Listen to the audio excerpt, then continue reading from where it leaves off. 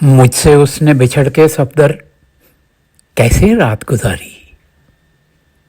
उसकी आंख के काजिल में तफसील लिखी है सारी।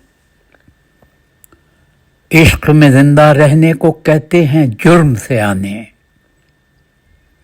सूली पर मसलूब होने की अब है मेरी बारी। जिन सांसों को तुमने समझा जीवन की तमसील, तुझको क्या मालूम नहीं है हर एक सांस उधारी। रुखसारों की लाली जैसे शफक में सूरज डूबे, दो ही नैन हैं चेहरे पर और दोनों नैन कटारी। यूं तो कच्ची उम्र के सारे जख्म हैं अब तक याद, पुख्ता उम्र में जख्म लगा है, अरे जख्म भी सफदर कारी।